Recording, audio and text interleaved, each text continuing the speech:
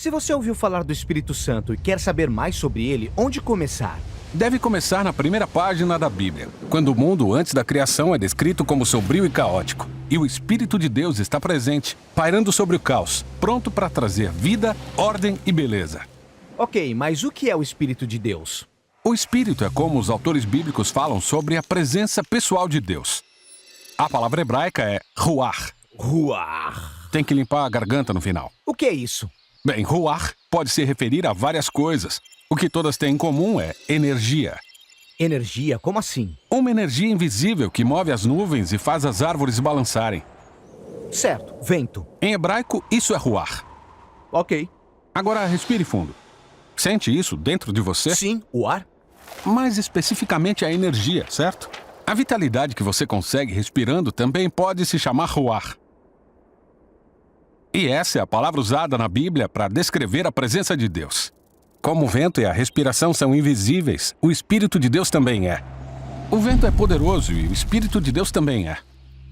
E como a respiração mantém a vida, o Espírito de Deus sustenta toda a vida. Sim, ruar. Seguindo pela história da Bíblia, vemos o ruach de Deus dando às pessoas capacidades especiais para certas tarefas. José é a primeira pessoa com quem isso acontece. O Espírito de Deus o capacita a entender e interpretar sonhos. Depois acontece com Bezalel, que é um artista. O Espírito de Deus o capacita com sabedoria e habilidades. Ele recebe uma criatividade genial para decorar o tabernáculo. E o ruach de Deus também dá habilidades a um grupo de pessoas, os profetas. Eles enxergam o que acontece na história do ponto de vista de Deus. Exato. E o profeta vê o seguinte problema. O ruach de Deus criou um mundo bom, mas os humanos deram espaço ao mal e liberaram o caos por causa da injustiça deles. Um novo tipo de desordem. Sim, e os profetas anunciaram que o Espírito viria, como em Gênesis 1, mas agora para transformar o coração humano e capacitar pessoas a amarem a Deus e uns aos outros. Como o Espírito de Deus vai fazer isso? Bom, alguns séculos depois, somos apresentados a Jesus. E no início da sua missão acontece uma cena bonita. Jesus sendo batizado nas águas do Rio Jordão. O céu se abre e o Espírito de Deus vem e descansa sobre ele como um pássaro. Essa história mostra o Espírito de Deus capacitando Jesus para começar a nova criação. E vemos isso quando ele cura pessoas ou perdoa pecados. Ele cria vida onde havia morte. Os líderes religiosos de Israel se opõem a Jesus e, por fim, o matam. Mas o Espírito de Deus está atuando. E os discípulos de Jesus que o viram ressuscitar dos mortos disseram que foi o poder do Espírito de Deus que levantou Jesus. Esse é o início da nova criação. E continua acontecendo. Quando apareceu aos seus seguidores mais próximos, Jesus soprou sobre eles e disse: recebam o Espírito Santo. Depois disso, o Espírito vem com poder sobre todos os seus discípulos. Para se tornarem parte dessa nova criação e compartilharem as boas novas, aprendendo a viver pela energia e influência do Espírito de Deus. Então, ainda hoje, o Espírito paira em lugares sombrios. Sim, guiando pessoas a Jesus, transformando e capacitando para que amem a Deus e ao próximo. E a esperança cristã é que o Espírito vai terminar o trabalho. A história da Bíblia termina com uma visão de uma nova humanidade vivendo em um novo mundo, permeado pelo amor de Deus e seu Espírito de vida. Número 1. Atos 1:8 diz: vocês receberão poder quando o Espírito Santo descer sobre vocês e serão minhas testemunhas em toda parte, em Jerusalém, em Judeia, em Samaria e nos confins da terra. Brasil, Pará, Ribeirinhos, Amazônia, Sertão. Outro dia eu estava lá na Alemanha e um dos missionários mais importantes da história se chama Dennis Balcombe. Ele foi o homem que visitou o irmão Yun na cadeia. O irmão Yun é um dos missionários mais proeminentes na igreja chinesa, underground. Não sei se você sabe, mas hoje mais de 200 milhões de chineses, eles se encontram nas casas. São mais de 200 milhões de igrejas domésticas, home churches, como eu e você, nós fazemos aqui. E Dennis Balcombe foi lá e ele chamou esse chinês de Brother Yun. Ele batizou. Falou, para você não ser preso vamos colocar um nome fake em você, teu nome vai ser Yun. Denis Balcombe, ele com 18 anos, saiu ali dos anos 70, ali de Califórnia, no tempo onde estava aquele movimento hippie dos Estados Unidos. Ele teve um encontro tão real com Jesus que ele pegou a mulher dele e falou, quer saber, vou morrer pelo evangelho, vou para a China. Ele pegou essa americana, foram para a China, começaram a fazer igrejas domésticas na China, foram perseguidos. E hoje mais de 200 milhões de pessoas na China. Depois disso, existem 200 milhões de crentes na China. Hoje é a igreja no mundo que mais cresce. E eu tive a oportunidade de estar levando esse homem do aeroporto para a conferência, da conferência para o aeroporto. Conheci a filha dele, que casou com um pastor lá da Coreia. E esse homem, ele me chamava a atenção pela simplicidade dele, né? Um general de Deus da minha época, onde a gente ia numa conferência que era o dia inteiro, de manhã até de noite. Eu pegava ele no hotel, pontualmente, levava ele na conferência, ele sentava na primeira cadeira de manhã, e esse senhor de 82 anos, ele saía depois do último culto da noite, sentado com a esposa dele na primeira cadeira. Ele não ia para a sala VIP, ele não gostava de tratamento diferenciado, ele não gostava de nada. E esse cara, ele sobe e ele prega em chinês e em inglês. Ele fala a frase em chinês, era uma conferência da igreja chinesa da Europa, uns 800 chineses, e ele fala, because the Lord says for you. E aí ele ficava tipo assim, cara, era muito incrível o jeito que o cara pregava. Só que eu nunca vou esquecer da pregação dele. Ele leu esse texto e falou, meus irmãos, o Espírito Santo nos foi dado com a única função primária de nos fazer testemunhas. Se você estiver usando para qualquer outra coisa, eu lamento te dizer, mas o Espírito Santo não foi dado para isso. E ele falou, para que você está usando o Espírito Santo hoje na tua vida? Para ter uma experiência? Para você ficar orando em línguas? Para você ficar batizando os outros no Espírito? Para você ficar buscando uma sensação? Ele falou, meus irmãos, esse texto está dizendo, quando o Espírito Santo descer sobre vós, vocês serão as minhas testemunhas. O que é uma testemunha? É alguém que fala legitimamente porque estava lá. Quando você sofre um acidente de carro, você precisa encontrar duas testemunhas. E essas testemunhas vão depor daquilo que eles viram e ouviram. Eles não vêm falar o que eles sentem nem o que eles acham.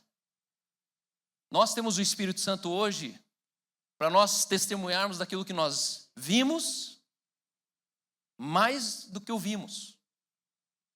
É você falar, ei, foi na minha vida, foi lá em casa, foi com meu pai, foi com a minha filha. Porque o Espírito Santo ele nos foi dado para uma experiência pessoal a partir da sua vida. E nós estamos num cristianismo que fala da experiência de todo mundo, menos a de lá em casa.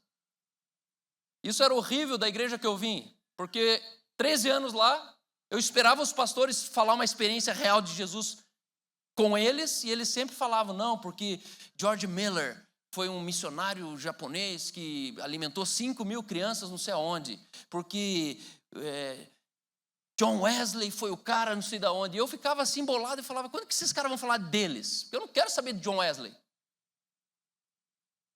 Eu não quero ouvir de novo dos heróis da fé. Porque eu já ouvi, já estudei, já vi o que Deus fez lá. Mas cadê Deus aqui? E eu estava clamando dentro de mim dos testemunhas. Cadê os testemunhas? A Bíblia diz que nós somos revestidos de poder. Esperem até que do alto vocês sejam revestidos. E revestidos não é travestidos. Quando você é travestido de poder, sabe o que é um travesti? Sabe, né? O Ronaldo Fenômeno, um dia ele não soube. Um dia o Ronaldinho Fenômeno se enganou. Mas um travesti é alguém que por fora é uma coisa, mas por dentro continua sendo a outra coisa. E a Bíblia diz que quando o Espírito Santo vier sobre nós, nós seremos revestidos, não travestidos. Não é um poder que está em volta de você, mas é um poder que está dentro de você. É um poder que entrou dentro de você e revestiu você por dentro. E esse revestimento por dentro torna você puro, santo, torna você real, torna você uma testemunha de um espírito que não é dos outros, mas é o espírito que está dentro de você. Essa é a vida no espírito que nós temos. Quando você é revestido do espírito, você se torna um super-humano. Segundo, o Espírito Santo, ele nos foi dado com a função de nós sermos um com ele. Ser um com ele, João 14,16 diz assim, Jesus promete outro Consolador. Eu rogarei ao Pai e ele vos dará outro Consolador, a fim de que esteja para sempre convosco. Para sempre inclui eu e você. O Espírito da verdade que o mundo não pode receber, porque não o vê. O Espírito que não o vê. O Espírito da verdade que o mundo não o vê e nem o conhece. Mas vós, igreja no cinema, vós o conheceis porque ele habita e estará em vós, não com vós. Até aquele dia o Espírito Santo estava convosco, agora ele está envosco. Isso significa que aquilo que antes era uma visitação, agora começou a ser prometido como uma habitação. Por isso, entenda que o Espírito Santo ele está em você nos dias difíceis, nos dias felizes, nos dias podres e nos dias coloridos. A religião, ela fala assim, você está em pecado? O Espírito Santo foi embora. Não foi, meu irmão. Porque é pela obra de Cristo que o Espírito Santo olha o teu pecado. E por causa da obra de Cristo, o Espírito Santo não vai mais embora de você. Porque o Espírito Santo ia embora quando o sacerdote ele tinha que, pelas suas próprias obras, se justificar. Terceiro lugar, o Espírito Santo tem a função de te ungir.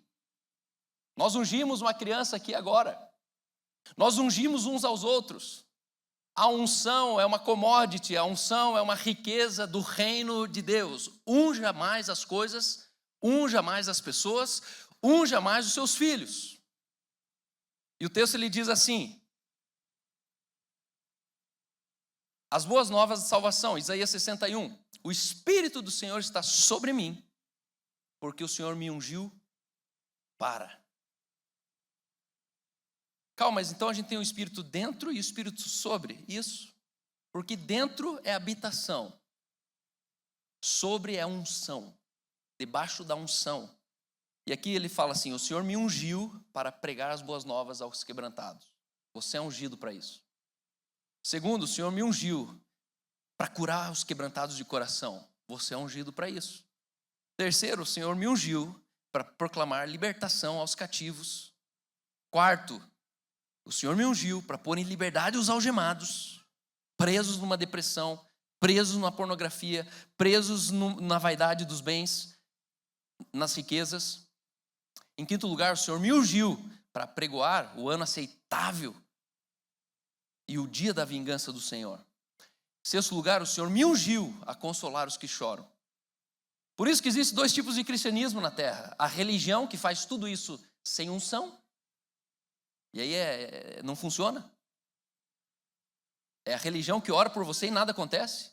É a religião que consola você, mas a dor não vai embora. A religião que chora com você, mas você continua chorando quando ela vai embora. Porque é sem unção. E você, vazio da religião, indo só debaixo da unção. A Bíblia diz que a unção despedaça o jugo. A unção quebra o sofrimento. A unção torna leve aquilo que era impossível e intransponível.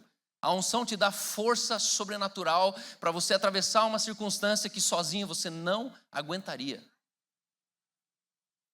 Eu estou há 25 anos pastor e não lembro um dia que eu estava cansado e deprimido de ser pastor. Mas eu lembro do dia que eu fui ungido para isso. Passamos dias difíceis nessa igreja e não lembro um dia que eu estava deprimido, me arrastando por causa disso. Eu não lembro. Já estive muito entristecido, mas isso não tem nada a ver. A tristeza é uma expectativa mal gerida. Mas debaixo da unção, você vai ser um pastor melhor, uma esposa melhor, um pai melhor, você vai ser um patrão melhor. Seus negócios debaixo da unção, eles te assustam menos. Quando chega aquele boletão para pagar e você debaixo da unção, você pega aquele boleto levanta ele e fala: o Senhor é o meu sócio, você proveu, fiel que me disse, o qual também o fará. Eu estou com esse boleto aqui, Senhor. A unção ela te dá um poder que você não conhece fora dela. Quarto lugar, nós somos nós somos seres espirituais em estado humano. Nunca somos humanos em estados espirituais. Se você fosse um humano que está em estado espiritual, você estaria num transe. Só que as pessoas, elas comparam o Espírito Santo com um transe. Por isso que fuja dessa experiência. A experiência onde você é um humano buscando mais uma experiência com o Espírito Santo é um transe, porque ele termina quando você vai embora. Só que esse é o ponto, nós somos seres espirituais a partir do momento que nós nascemos de novo. Lembra que a Bíblia diz, se alguém está em Cristo, ele já não sou mais quem vivo, mas Cristo vive em mim. E esse viver que agora vivo, eu vivo pela fé. Se eu vivo pela fé, é porque eu não estou mais andando no que eu vejo, no que eu sinto. Eu não estou mais andando naquilo que eu sou humanamente, mas naquilo que eu sou eternamente. Por isso que aquele que crê, morte e vida se tornaram relativas. Morrer não é morrer, viver talvez não é viver. Em quinto lugar e último, a função do Espírito Santo, agora que você é um ser espiritual, diga assim comigo: eu não sou humano, eu sou espiritual. Diga assim comigo: eu apenas estou humano, mas eu não sou humano. Por isso, quando alguém fala para você: ei, ninguém é perfeito, aí você tem que lembrar ele que você não é ninguém. Eu não sou ninguém. Ninguém não é perfeito, mas eu sou perfeito. Por quê? Porque eu nasci do perfeito. Talvez eu não faço ainda perfeito. Talvez eu não performo ainda perfeitamente. Mas a relação do que eu sou, daquilo que eu faço, tem uma diferença enorme. E eu sou o que Deus diz que eu sou. Eu sou de onde eu nasci. Eu sou a partícula do que eu fui gerado. E porque eu nasci do eu sou, perfeito eu sou, porque perfeito é o eu sou. Eu sou perfeito porque o meu pai é perfeito. Eu sou santo porque meu pai é santo. Eu sou puro porque meu pai é puro. E eu sou... Eu não vou falar palavrão aqui. Eu sou do saco que eu nasci. Entendeu? Você nasceu de Deus, você é divino. Só que dá a impressão que a gente crê que nasceu de Deus, mas a gente continua vivendo órfão. Como se a gente tivesse caído num caminhão. Você não consegue crer que a divindade é a tua natureza. Porque senão você seria menos derrotado. Você sentiria menos fracasso. Você se sentiria menos fraco. Mas entende o que nasce do alemão ao alemão? Você não vai ver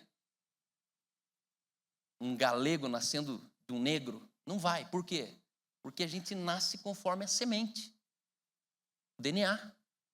E o que nasce de Deus é o quê? Evangélico. Não. O que nasce de Deus é divino. O que nasce de Deus é Deus.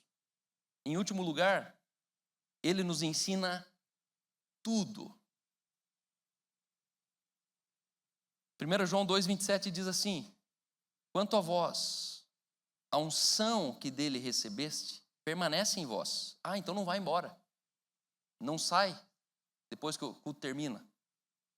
E não tendes necessidade que alguém vos ensine. Em outra versão diz: não tendes necessidade que alguém vos ensine nada.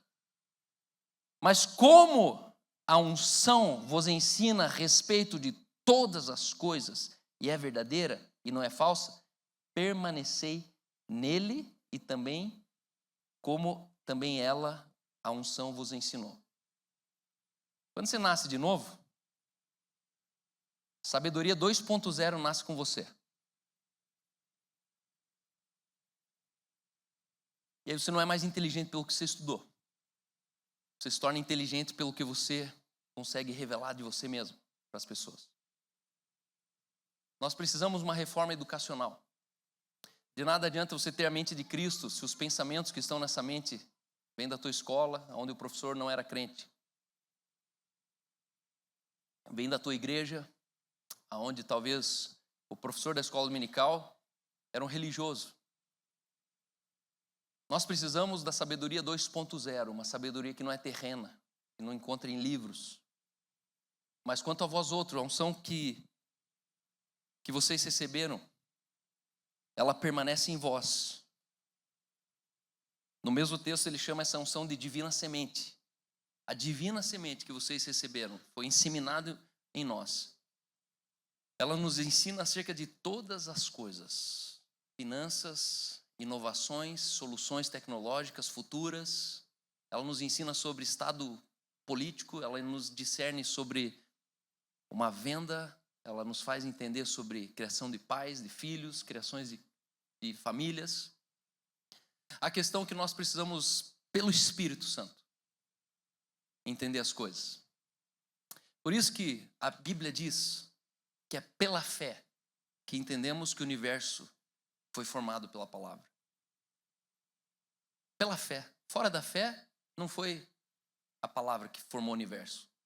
Foi o Big Bang. Pela fé entendemos que o visível veio do invisível. As coisas criadas vieram das coisas que não foram criadas. E aí você vai ver que os grandes mistérios da vida, a Bíblia diz que pela fé nós entendemos. Que Abraão foi justificado pela fé.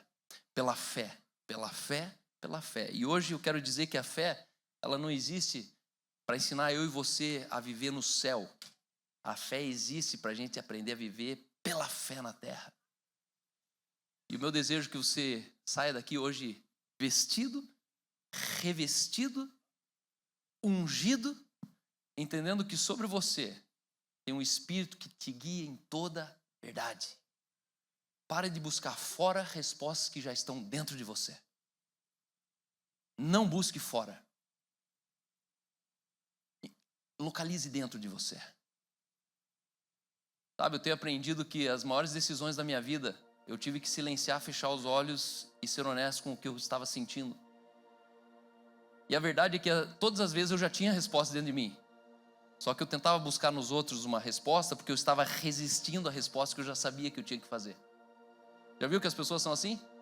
Naquilo que elas querem fazer, elas pegam a resposta dentro delas e saem fazendo. Não pergunto para ninguém. Mas quando você tem uma direção clara do Espírito, que era para você fazer assim, e você resiste a elas, você quer a validação da esposa, validação do pastor, validação do especialista. Mas na verdade, sabe o que você está fazendo? Você está resistindo àquilo que você sabe que deveria fazer e não faz. E você está ignorando o super-humano que está dentro de você. Por isso hoje eu quero que você entenda que o Espírito Santo ele te torna um super-humano. Ruach está sobre você. E esse super-humano vai causar um estrondo na sua casa. Sua casa se torna uma igreja. Pessoas que têm contato com tua casa, elas são curadas, elas são libertas. Ele te ungiu para colocar em liberdade os cativos. Está tudo dentro de você. E hoje eu quero dizer, levanta exército de super-humanos. Que as nossas reuniões aqui, elas não sejam para a gente vir buscar o Espírito, mas sejam para a gente vir trazer o Espírito que está dentro de você, manifestado na glória da congregação. Sabe, essa manhã não é para a gente ter uma experiência aqui dentro, essa manhã é para a gente trazer os testemunhos das experiências lá fora.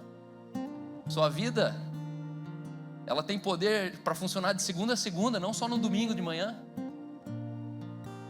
Mas é necessário uma coisa, para tudo isso acontecer, é necessário acontecer. Eu quero chamar a Sara para te ajudar nisso. Obrigado. Aleluia. Você escutou que você é um super-humano. E talvez, enquanto você ouvia isso, pensamentos vieram desejando ser esse super-humano, desejando viver esse poder que o Cal falou, desejando ser essa pessoa que não mais vive só por si, mas com um poder extraordinário. Mas ao mesmo tempo que você pensou desejando isso, você se viu humano demais. Você se viu falho demais. Você se viu culpado demais. E você se viu tão incapaz de ser esse super-humano. E de certa forma essas questões te afastaram desse super-humano. Mas há uma resposta para justamente esse seu sentimento, para essa sua sensação. Se a pergunta é: como vou ser esse super-humano cheio do Espírito, se a minha humanidade ainda grita? Há uma resposta que Jesus te dá hoje. Você precisa nascer de novo. Você só precisa ter a fé necessária para crer que Jesus pode te fazer nascer de novo. Por quê? Ao nascer de novo, você entende que Jesus é Deus. E sendo Deus, Ele se tornou homem. Deus, em sua divindade, se fez homem. Ele caminhou entre nós. Como uma pessoa que está do seu lado aí. Jesus andou. E aí Ele curou, Ele perdoou, Ele andou com as piores pessoas. Piores do que você pode imaginar. E para aquelas pessoas Ele disse e diz para nós: venha, porque é de você mesmo que eu preciso para fazer parte de um reino. Jesus andou entre nós e Ele chamou os piores, os doentes, os humanos demais, para fazer parte de um reino invisível para quem é dessa terra, mas visível, possível de enxergar para quem nasce de novo. Esse mesmo Deus que se tornou homem, como o homem morreu. E Ele morreu porque Ele foi perseguido por pregar que você não morre mais. E as pessoas ficaram de cara com Ele. Quem é você para dizer que o homem não morre mais? Quem é você para dizer que você é filho de Deus e que eu posso ser também? Ele é o Filho do Deus vivo. Ele é maravilhoso. E Ele te levanta hoje para dizer: você também pode ser filho, se você crer. Porque se na hora que você crê, sabe o que Jesus te fala? Esquece tudo que ficou para trás, que te faz pensar que você não é um super-humano. Esquece essa coisa que te culpa. Esquece esse passado. Esquece esses erros. Esquece. Porque agora você nasceu de novo. E você é uma nova pessoa, uma nova criação. E acima de tudo, filho. Filho amado. Essa é a verdade.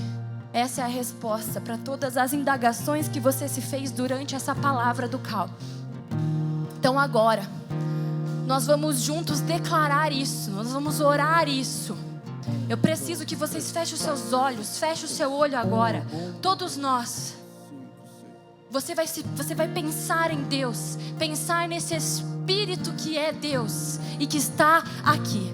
E você vai repetir comigo. Repita comigo. Senhor Jesus, eu hoje creio e confesso e recebo a sua salvação. Eu hoje creio que você é filho de Deus e que está me fazendo filho de Deus. Obrigada, Jesus. Obrigada, Jesus. Porque você me recebeu. E agora eu te recebo. Como meu único e suficiente Salvador. Entra na minha vida. Entra em tudo o que eu sou. Para que eu seja testemunha do seu poder. Eu recebo o seu poder. Em ti eu sou perdoado, amado e tenho a vida eterna. Declare bem alto, ainda de olhos fechados: eu não morro mais. Eu não morro mais. Eu vivo para sempre. Eu vivo para sempre. Porque eu creio Porque eu creio que Jesus que Jesus é a minha vida. é a minha vida. Amém.